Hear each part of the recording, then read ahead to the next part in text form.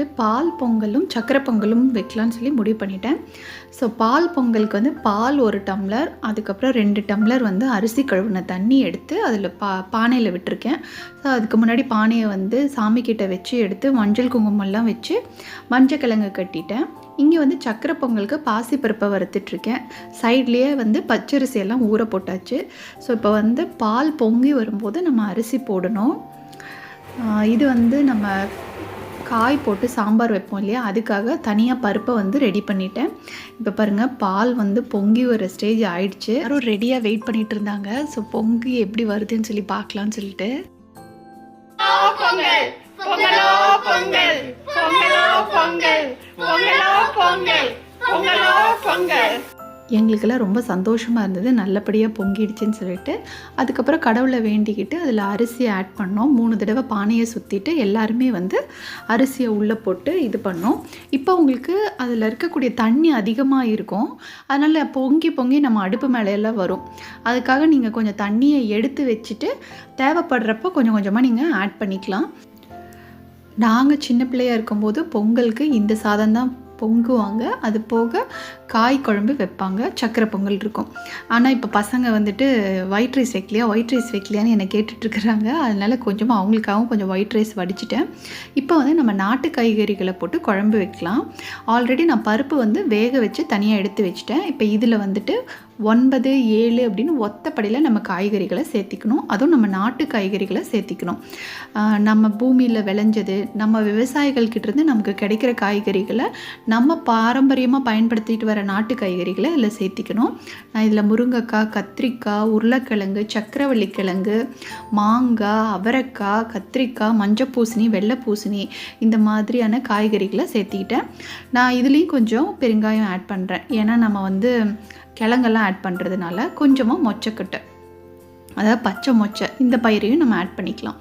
இதெல்லாம் சேர்த்து செய்யும்போது நமக்கு அவ்வளோ சத்தாக இருக்கும். இந்த குழம்பு ரொம்ப டேஸ்ட்டாக இருக்கும் நம்ம மஞ்சள் பூசணி எல்லாம் போடுறதுனால. இது கூடயே நான் வந்து சாம்பார் தூள், மஞ்சத்தூள், உப்பு, பெருங்காயம் இதெல்லாம் சேர்த்து நம்ம வந்து ஒரு 2 விசில் விட்டு ஆஃப் பண்ணிக்கலாம். நம்ம அதே மாதிரி பருப்பு தனியாக வேக வச்சு எடுத்து வச்சுருக்கோம் இல்லையா, அதை எப்பவும் போல் இந்த காயில் மிக்ஸ் பண்ணிவிட்டு புளி கரைசலை தேவையான அளவுக்கு விட்டுட்டு தாளித்து இறக்கிட்டோம் அப்படின்னா நம்மளோட சூப்பரான காய்கறி குழம்பு ரெடி ஆகிடும். ஆனால் இதிலே வந்து வெங்காயம் தக்காளி சொல்ல மறந்துட்டேன். ஒரு பெரிய வெங்காயம், 2 தக்காளி, ஒரு பச்சை மிளகா, ஏன்னா வந்து காரத்துக்கு தேவைப்படும்னு சொல்லிட்டு ஃபஸ்ட்டு 2 ஆட் பண்ணேன், இப்போ 1 ஆட் பண்ணிட்டேன். ஸோ எல்லாத்தையும் கொதிக்க விட்டு நம்ம சொன்ன மாதிரி மிக்ஸ் பண்ணிவிட்டால் நம்மளோட சுவையான காய்கறி குழம்பு தயாராகிடும். இப்போ இந்த பொங்கலில் வந்து நம்ம சின்ன வயசில் இருந்ததுக்கும் இப்போ இருக்கிறதுக்கும் என்ன டிஃப்ரென்ஸுன்னு பார்த்திங்கன்னா, அந்த வெளியில் போய் நம்மளால் வந்து பொங்க வைக்க முடியல, கோலம் போட முடியல, அதெல்லாம் சின்ன வருத்தம். இப்போ பார்த்திங்கன்னா நான் உளுந்து வடைக்கு கிரைண்டரில் போட்டுட்டேன். ஏன்னா மிக்சியில் வந்து போட்டோம் அப்படின்னா அது அவ்வளோ டேஸ்ட்டாக வராது, கொஞ்சம் வந்து ஹார்டாக இருக்கும்.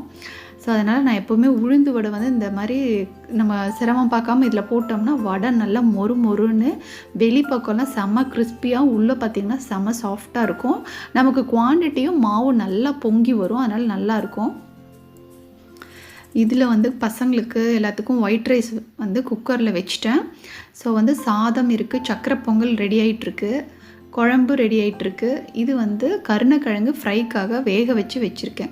ஸோ இப்போ இதெல்லாம் ரெடி ஆகிடுச்சின்னா சாமிக்கு இலை போட்டு நம்ம படைச்சிடலாம். நான் நாட்டு காய்கறிகள் கொஞ்சம் அங்கே எடுத்து வச்சுருக்கேன் படைக்கிறதுக்கு. ஸோ விளக்கெல்லாம் ஏற்றிட்டு சாமிக்கு படைச்சு நம்மளோட கோரிக்கைகள்லாம் அவர்கிட்ட வச்சுட்டு மனசு வந்து ரொம்ப நிம்மதியாக இருந்தது. அதே மாதிரி இந்த வீடியோ பார்க்குற நீங்கள் எல்லாருக்கும் எல்லா நலமும் வளமும் கிடைக்கணும்னு சொல்லிட்டு நான் கடவுள்கிட்ட வேண்டிக்கிறேன். நம்ம நாட்டு விவசாயிகள், மக்கள் எல்லாருமே வந்து ஆரோக்கியத்தோடவும் சந்தோஷத்தோடவும் இருக்கணும். நீங்களும் அதுக்காக கடவுள்கிட்ட வேண்டிக்கோங்க. எல்லா டிஷ்ஷுமே வந்து நம்ம கடவுளுக்காக செய்யும்போது டேஸ்ட் பார்க்காம செய்கிறோம். எல்லாமே கரெக்டான பதத்தில் வந்துருந்தது. வடை ரொம்ப எக்ஸலண்ட்டாக இருந்தது. பாருங்கள், நல்ல உப்பெல்லாம் ரவுண்டாக, வெளியில் வந்து நல்ல கிறிஸ்பியாகவும் உள்ளே செம்ம சாஃப்டாகவும் இருந்தது. அதனால தான் நம்ம வந்து யூஸ்வலாக வந்து கிரைண்டரில் போட்டோன்னா நமக்கு மாவு நல்லா பொங்கி கிடைக்கும்.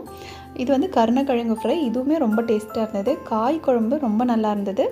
ஸோ எல்லாமே நல்லாவும் ரொம்ப திருப்தியாகவும் அமைஞ்சுது. உங்களுக்கு இந்த வீடியோ பிடிச்சிருந்ததுன்னா நம்ம சேனலை மறக்காமல் சப்ஸ்கிரைப் பண்ணி சப்போர்ட் பண்ணுங்கள்.